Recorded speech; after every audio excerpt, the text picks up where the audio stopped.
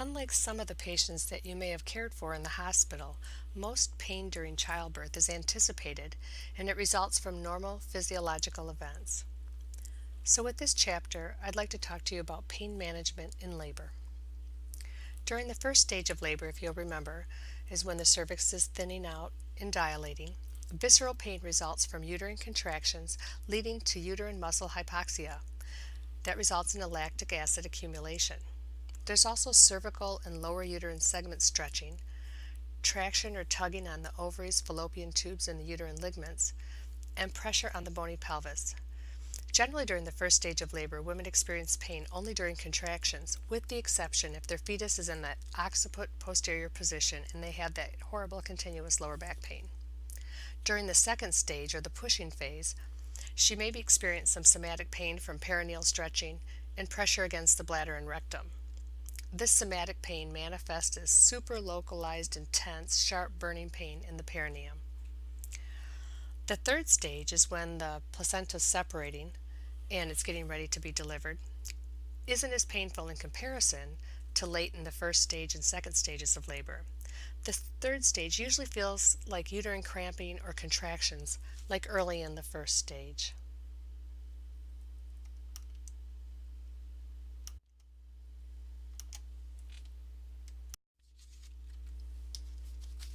As we know, everyone's pain tolerance varies, but what pain tolerance? It refers to the level of the laboring woman is willing to endure.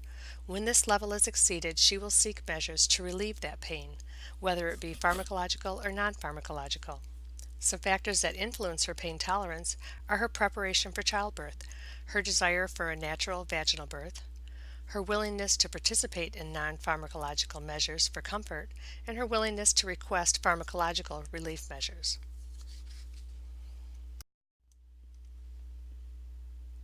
During labor, pain is expressed in a variety of ways. The blood pressure and the heart rate increase in response to the catecholamine levels. You'll see respiratory pattern change due to increased oxygen consumption. Hyperventilation can occur as the pain intensifies, and that's going to be evident by the patient feeling lightheaded, dizzy, and the hands go numb. She may have pallor and diaphoresis. Gastric acidity increases, leading to nausea and possible vomiting. Placental perfusion may decrease and uterine activity may diminish, prolonging the labor and affecting the fetal well-being. So there's a point when that pain can be contraindicated from the standpoint that it can slow everything down, and we need to get that woman as relaxed as possible to help speed up her labor.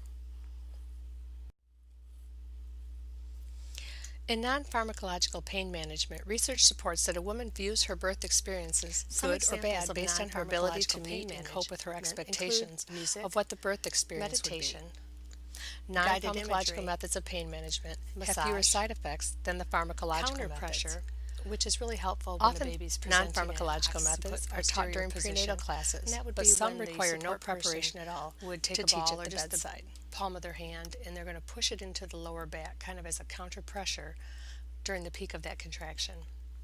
Slow-paced breathing we often use. Sometimes touch or effleurage is a fanning out of your hand in a massage-like fashion. Women should be encouraged to communicate these to their healthcare providers, and we need to assist them in using these if she requests to do so. I've noticed that many of these techniques aren't used as often as they used to be due to an increased use of epidural catheters. If the support person isn't able to guide the woman in these methods, it's important that we role model how to do that and how to help the woman through this time until and if she chooses to use a pharmacological pain method.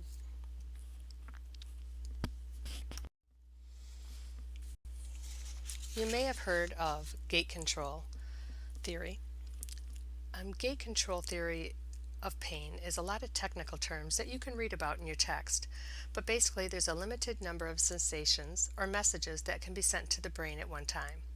Therefore, if you're distracted with massage, focal points, slow breathing, you're less likely to feel as much pain. Although most often the laboring woman has someone to support her in labor, these are some of the roles that the nurse can do to support the goal to provide pharmacological pain management companionship is to give the maximum pain relief, offer positive minimum risk to the mother and fetus. Encourage distracting activities. This goal is impacted by some of the following factors. Give ice chips or popsicles when they're allowed. All systemic assist with drugs personal used in hygiene, labor for pain relief teach cross and the provide placental relevant barrier by information, simple diffusion. That involve the means that woman there's in the no way to give these decision-making medications without the baby communicate a woman's receiving wishes some to of it. other healthcare personnel who may be Drug caring action for in the her. body depends on Create a rate at which the relaxing substance is environment. metabolized Use by a the calm liver, and and confident the fetus has approach. inadequate ability to And role model metabolize the labor analgesic support agent. measures for the woman's Two family common and encourage their opioids are morphine participation. and fentanyl, and some IV opioid agonist antagonists are Stadol and Nubane. Something to note that we never want to give a narcotic agonist antagonist to a woman with narcotic dependency or abuse, as immediate withdrawal will occur and can stimulate seizures.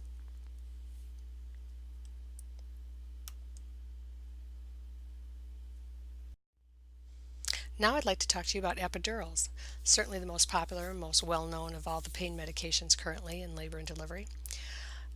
An epidural is a catheter that gets threaded in between the fourth and fifth lumbar vertebrae. They're going to inject some local anesthetics such as Marcaine or bupivacaine and possibly an opioid analgesic such as fentanyl. It blocks from the thoracic level 10 down to S5 for vaginal births, and if it's given for a cesarean section, they're going to block from T8 to S1. It's administered in the side lying or sitting on the side of the bed with the back curved out. That's the most common. The patient must hold still during the insertion, and this is super hard during contraction. So we try to do, the anesthesiologist or the nurse anesthetist tries to do this in between contractions, but there may be a point when you're going to have to hold that patient still. We're going to monitor urinary output because it's not uncommon to have urinary retention because the woman will be numb down below and she won't feel that urge to void. So she may need a Foley catheter as a result. But the biggest and most obvious side effect is going to be maternal hypotension because of the vasodilation. So we're going to monitor her blood pressure very, very carefully, usually every 1 minute for 5 minutes, every 5 minutes for 15 minutes after insertion. We're going to avoid the supine position, and if we do have to keep them directly on their back, we're going to put a hip wedge under to help prevent the blood flow being occluded for the baby. We must turn the patient frequently, every 30 minutes to an hour, to help it distribute evenly to all areas because it's a regional anesthetic, meaning it goes to the point that's down. So if she's laying on her left side, it's going to go towards her left hip and her left side of her abdomen. So we want to keep turning her back to back, or excuse me, side to side. We do have some safety concerns just because her lower extremities are going to be very numb. She's not going to be able to lift her butt off the bed.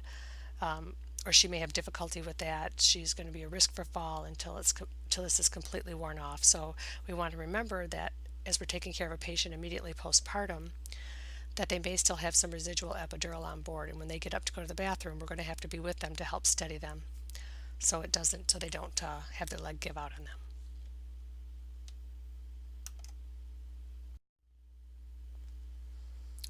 Some of the epidural side effects.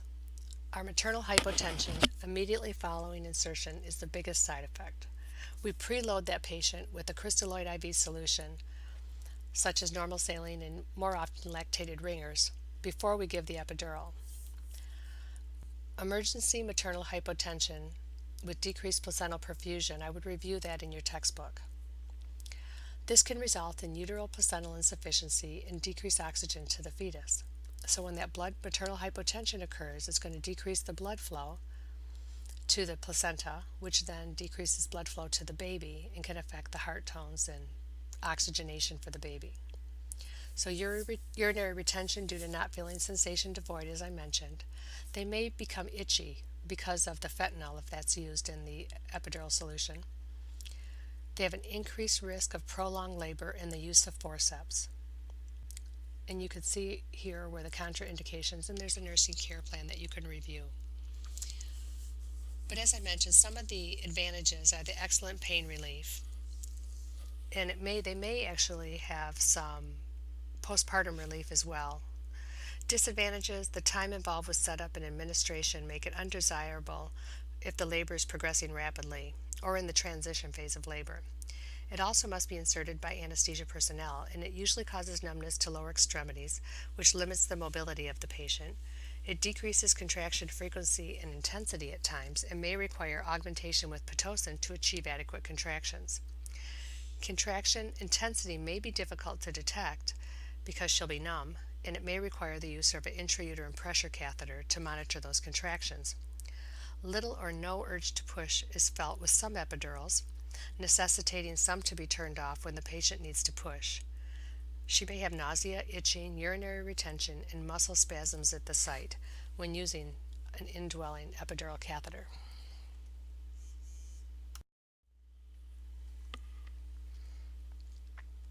Now I'd like to talk about spinal anesthesia. Spinals are generally used for C-sections here regionally in this part of Michigan. Local anesthetic or combined with opioid analgesics is injected through the third, fourth, or fifth lumbar interspace into the subarachnoid space. Positioning is similar to the epidural insertion, where she's going to be sitting up at the bedside holding completely still and arching her back. We need to displace that uterus to the side by putting a wedge under one hip when lying down to prevent supine hypotensive syndrome. The side effects are maternal hypotension, impaired placental perfusion, and ineffective breathing pattern, if she does get the maternal hypotension. Assess maternal vital signs and check that fetal heart rate at least every 20 to 30 minutes. Give 500 to 1,000 liters of lactated ringers or normal saline 15 to 30 minutes before insertion to prevent maternal hypotension.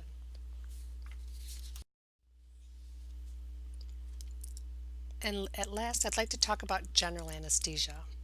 That's used primarily for cesarean sections in emergency situations, or for women who don't want to be awake during surgery, or when the woman has contraindications to an epidural or spinal anesthesia. The risks include difficulty intubating the patient, or they may be at risk for aspiration of gastric contents. The woman should be NPO. They want to take an oral antacid such as bicitrate. Recommendation to pre-oxygenate the patient and use a hip wedge. Again, that's to prevent that supine hypotension when they're going under anesthesia. Delivery of the fetus as soon as possible, within minutes after administration of anesthesia. So they're going to get everything all ready, get the whole room ready, then they're going to put the patient under, lay the patient down quickly, put that hip wedge in, and then they're going to start that C-section. They want to get that baby out within 3 or 4 minutes to make sure that the baby has the best possible outcome. So this concludes our pain management in labor. I hope you have a wonderful day. If you have any further questions, don't hesitate to ask your clinical instructor or your theory instructor. Take care.